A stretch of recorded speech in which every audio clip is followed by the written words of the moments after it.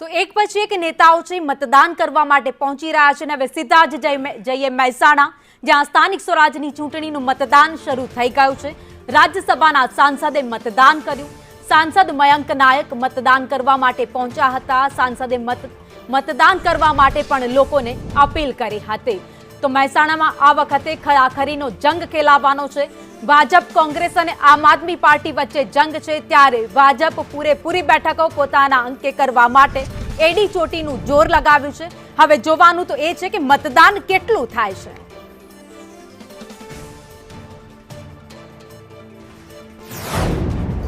લોકશાહીના પર્વમાં લોકો ભાગ લે અને પોતાના મતાધિકારનો ઉપયોગ કરે।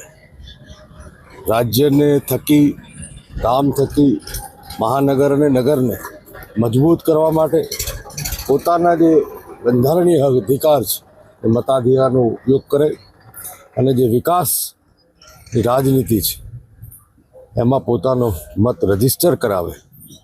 એવી આ પર્વની સૌને શુભેચ્છાઓ પાઠવું છું। લોકો પોતાના મતથી